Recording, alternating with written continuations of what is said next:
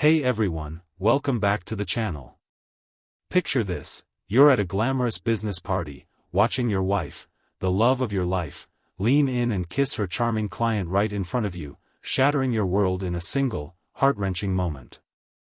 But what if that betrayal was just the beginning of a twist that would test your marriage, uncover hidden truths, and lead to a redemption neither of you saw coming? If that gut-punching hook has you hooked and joining the thousands of viewers who crave these raw, real-life tales, smash that like button right now to let me know you're with me on this emotional ride, and subscribe if you haven't already. Our community of heartfelt story lovers grows stronger with every narrative like this that reminds us love can survive the storm. Stick around, this journey of betrayal, pain, discovery, and ultimate healing is about to unfold, and it might just inspire you to fight for what's worth saving in your own relationships. Let's get into it. My name is Ethan, and this story begins in the vibrant city of Brookfield, where the skyline was a mix of glass towers and cozy neighborhoods, and life felt like a well-oiled machine. I was 36, a software developer with a steady job at a mid-sized tech firm, the kind of guy who preferred quiet evenings at home with a good book or a home-cooked meal over the hustle of corporate events. I'd always been the reliable type, supportive, a bit introverted, with a dry sense of humor that could make my friends chuckle but often left me feeling like the background character in my own life. My wife, Sophia, was 34, a dynamic sales executive at a marketing agency, with her sharp mind, infectious energy, and a drive that had propelled her up the career ladder. We met 8 years ago at a mutual friend's barbecue. She was the life of the party, I was the guy flipping burgers, and it was opposites attract from the start. Our marriage was solid, or so I thought. Weekend hikes, shared dreams of starting a family, and a cozy 2-bedroom apartment filled with her modern decor and my collection of vintage records. Relatable, isn't it? That comfortable rhythm of married life where you think you've got it all figured out, only for one moment to flip the script. Sophia thrived in her high-stakes world, client meetings, networking events, sealing deals that kept her agency afloat. I admired her ambition, it was one of the things that drew me to her. But as her career soared, the parties became more frequent, and I started feeling like an accessory, there to smile and nod while she worked the room. "Just be yourself," she'd say before each event, kissing my cheek. But myself often meant awkward small talk or jokes that fell flat amid the polished executives. Still, I went, supporting her, because that's what husbands do. Little did I know, the annual company gala would be the night everything unraveled. It was held at a swanky downtown hotel, chandeliers sparkling, champagne flowing, the air buzzing with laughter and deals being made. Sophia looked stunning in her red cocktail dress, her hair in loose waves, commanding attention as always. I hung back, nursing a drink, chatting with a few spouses.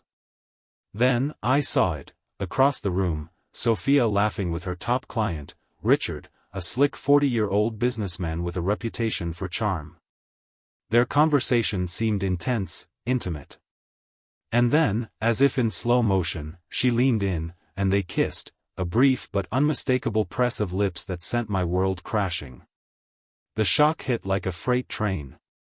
My glass slipped from my hand, shattering on the floor, but no one noticed amid the party's din heart pounding. I slipped out, the cool night air doing nothing to calm the storm inside. Betrayal clawed at me. Why? How long? I drove home in a daze, replaying every late night at the office, every client dinner that ran long. When Sophia got home hours later, I confronted her in our living room, the lamp's soft glow casting long shadows. "I saw you kiss Richard," I said, voice breaking. She froze, tears welling. "Ethan, it's not what you think." But explanations tumbled out, stress from work, feeling unappreciated, a moment of weakness after too much wine. "It was just a kiss," she sobbed, "but to me, it was everything, trust shattered, our vows mocked." The emotional depth was crushing, relatable pain of infidelity, where love turns to doubt, and you question if you ever really knew your partner. I slept on the couch that night, the apartment feeling like a prison of memories. The days that followed were a blur of agony. I called in sick to work, pacing the apartment, replaying the scene like a bad movie. Sophia begged for forgiveness, swearing it was a one-time mistake, but doubt festered. Was Richard the only one? Challenges mounted. Anger boiled into arguments, where I'd lash out, "How could you humiliate me like that?" She'd counter, "You don't understand the pressure I'm under." Our friends noticed. My best buddy, Tom, 37, a laid-back accountant with a steady marriage, listened over beers. "Talk it out, man. Don't throw it all away." But pride and hurt blinded me. Emotionally, I spiraled, relatable self-doubt, feeling inadequate, wondering if I wasn't exciting enough for her world. Sophia faced her own turmoil, guilt eating at her, work suffering as rumors spread about the kiss. Richard, sensing the fallout, backed off, but the damage was done. The twist came like a lifeline from the abyss. During a heated fight, Sophia collapsed, clutching her stomach. Panic surged. I rushed her to the hospital, where tests revealed she was pregnant, 8 weeks along. But the bombshell, the timeline didn't match. "It's not yours," she whispered through tears, confessing the kiss had led to more, a one-night indiscretion fueled by alcohol and stress. Devastation hit, but in that sterile room, something shifted. "I was scared to tell you," she admitted. "I thought you'd leave." The news was a gut punch, but it forced clarity. Did I love her enough to stay? Challenges intensified, paternity doubts, betrayal's sting, societal judgment. I moved out temporarily, staying with Tom, wrestling with forgiveness. Therapy became our battleground. Sessions unpacked her workaholism, mirroring my own insecurities, how we drifted apart. Resolution dawned slowly, like a hesitant sunrise. Tests confirmed the baby wasn't mine, but in my heart, that didn't matter. "This child is innocent," I told her during a tearful reconciliation.